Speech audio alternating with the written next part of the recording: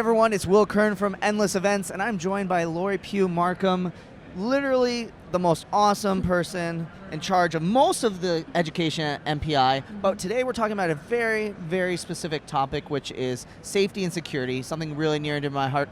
A big, gigantic trend. I think this year we named it our #1 trend in the events industry. And so we're going to talk tactical tips because you give a 6-hour course on this sort of thing. Yes. So we're going to give as much tips in as little time as possible and make you guys craving for more. So, Lori, let's dive into it because we got to get into the tactical. Tell me, let's start with first tip. What sort of things do people need to be doing when it comes to their safety and security of their events? And you talked a little bit about the team. So maybe let's start with the team and what that looks like. Absolutely. So we aren't expecting any planner to be able to do everything safety and security related on their own, right? Absolutely. We already are juggling too many tactical things we need to be doing. So, you want to have a great team. I would say actually first is that you really want to make sure you're doing a risk assessment of the events and meetings, the locations. Okay, yeah. Okay, let's back that up. Yes. I'm getting a little crazy. I'm getting really excited. So let's talk about the risk assessment plan and that you put together. Yes. So only 53% of planners actually have a emergency plan in place. So for those out there who are feeling a little guilty if they don't have one, it's 50-50 shot that they probably wouldn't. But the first thing that you want to look at is where you're going. What are the actual risks associated with going there, right? We always think, for instance, about the weather. Is it going to be a hurricane? What that challenges are. But you also need to think about what other stuff is happening around that could be protests. There's so many different elements that you need to look at, food and beverage related, and almost play a little bit of that devil's advocate of what possibly could go wrong. That really is what the risk assessment looks at. And then going from there, really building a team so you know what the roles and responsibilities are. If, for say, it's an attendee situation that broke out, who is responsible for managing those challenges? Who is in the chain of command, right? Who can make the calls when it's time to evacuate? So looking at the team is that second part. I love it. And then I think you brought up a really, really good point too, that the idea that it doesn't have to be just the planner's job, but we kind of talked about this a little bit, is that it also helps to have that, what that chain of command looks like. What sort of tips do you have around that chain of command and process of what that can look like? You definitely need to have a champion in the C-suite level to know that it is important to have an emergency plan, because a lot of times they're afraid to put the resources in place to start thinking about safety and security. So once you've got that one champion, that's the best way to start. And then going from there, just having an open conversation about how you would manage certain situations. Is it your logistics team? Is it your HR? Who, in small associations, you only have 2 or 3 people, right? True, very true. So it's really just having the conversation about who's going to do what. And then, of course, who is going to be the spokesperson for the media should something go wrong. And of course, we know Alex Claxon. He does. Alex is the king, but we'll definitely let him talk a lot about that on that crisis communication side of things. That's exactly right. So really just having the open conversation. And of course, planners also need to be budgeting between 5 and 10% of their budgets for safety and security, depending on where they are. Ooh, I like it. I might be jumping the gun when I ask this question, but when it comes to resources, what sort of resources should people be thinking about they should implement? So where's that budget going? What sort of things should people be looking at spending their money, and sort of resources they should be getting? Right. If they don't have a budget in place, it costs nothing to have the conversation with the facility and create and type up a plan, right? That's no cost. But then in terms of what you would spend that 5 to 10% on, I'll give you a great example. At WEC, we hire a company called Peer. And they are 5 gentlemen who come and they're wearing regular clothes, and they serve as our team. They also have a car with them for emergencies. So, for instance, at WEC 2 years ago in Indianapolis, we had an attendee coming down off our bleachers for general session, and she hit the back of her head.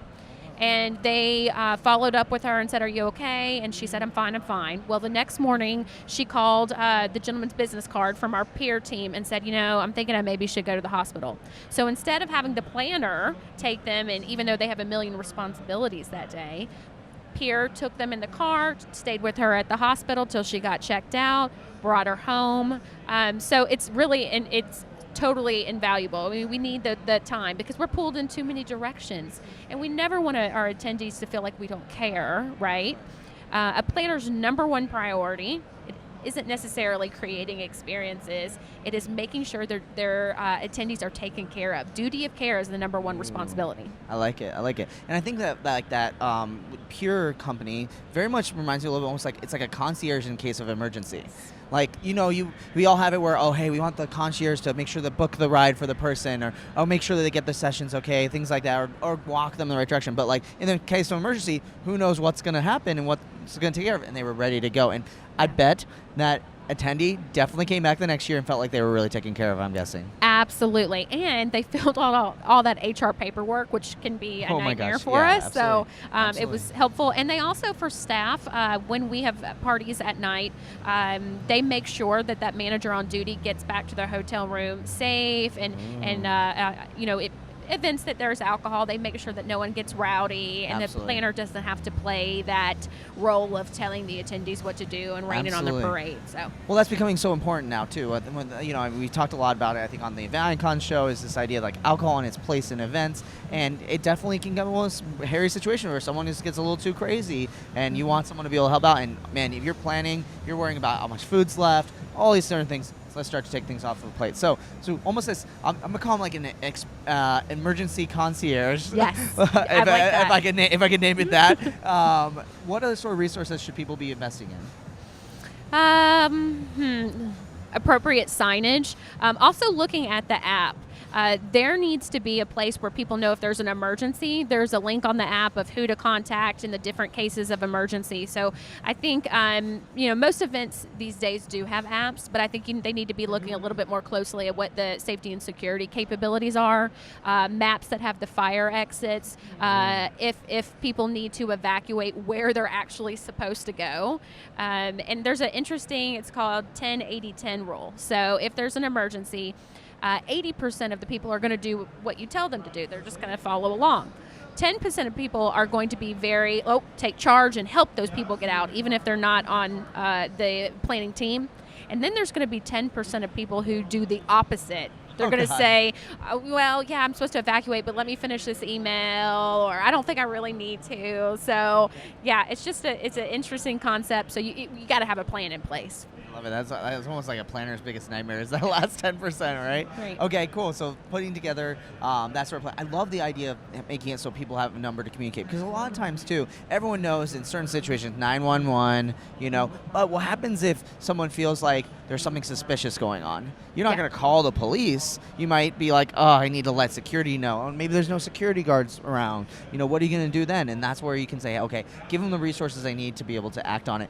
And also, I think, at the same time, try to find out a way to, again, get that off the planner's back. Don't make the phone number the planner's phone number. Don't make it the association's. Like, maybe, get a peer or a third party, the local company here, or maybe the venue. I'm probably jumping the gun a little bit on. That's perfect. That's perfect. You actually brought up a good point about who to contact. A lot of times people don't get emergency contact information during registration, or they're not updating it. And I have to say that's also very, very important, because if something goes wrong, you want to make sure that you're able to communicate with their loved ones.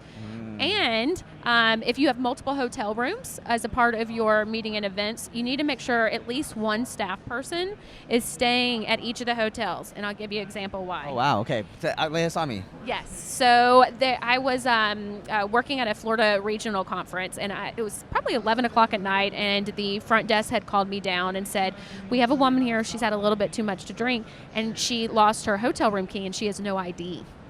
And we can't give her in a room because we don't know who she is. So I said, no problem. I'll be right down. I could verify who she was so she could get a key. But that's a lot harder to do when you don't have a staff person staying. Absolutely. Especially if it's a little bit further away. Oh, I have to come down from my room and come all the way over there. Versus being like, oh, yeah, she's just downstairs. Let's go ahead and do it. Exactly. Wow. And it's funny because those little things like that, you wouldn't almost consider it an emergency. But it kind of is, right? You have to solve it right now, because otherwise she's going to be, sleeping on the floor. Exactly. What other sort of tips do you have for everybody when it comes to the safety and security side of things? Be able to talk strategically when you're getting some pushback about having a safety and security plan. They might say, oh, nothing's going to happen. don't be afraid to keep being an advocate for that and keep asking until, they say being a squeaky wheel. Sometimes you have to be, because you never want to be in a situation where you're like, man, I really feel like I could have done more, I could have prevented this. So just keep pushing.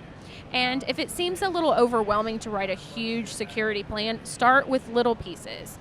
Start with, okay, what would we do in a case of a hurricane or weather situation? Okay, and then the next time you can focus on, well, what would we do if there was a protest? How would we handle it? So think of it in more in bite-sized chunks instead of being overwhelmed by creating a massive plan. I like that. Because it can seem really overwhelming. You're like, oh my gosh, there's so much to do, and it's also one of those things that it evolves over time.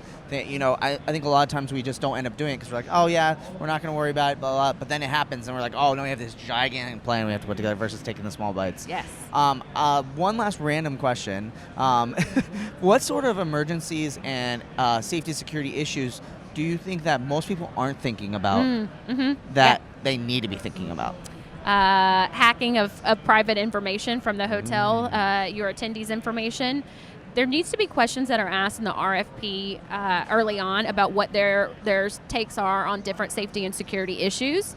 And also being able to say, I want this hotel to want you to give me your safety and security plan. And if they don't have one, that's a red flag.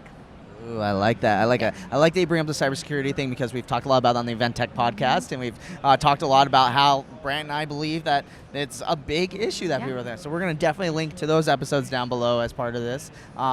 Lori, is there anything else, or I guess better yet, where can people go to learn more about this? Because you teach a whole 6-hour class on this as part of MPI's education. Can you tell everyone a little bit about where to go to learn about that sort of stuff and where they can sign up? We're obviously going to link down below, but tell everyone what they have to come to expect when it comes to the course. I'll make it very simple. If you just go to the MPI website, www.mpiweb.org, and just go to the MPI Academy, you're going to see a listing of all the certificates, all of the webinars that we have on this, and then you can sort through that. And of course, I'm always available. You can put my email address in the comments below as well. I love it.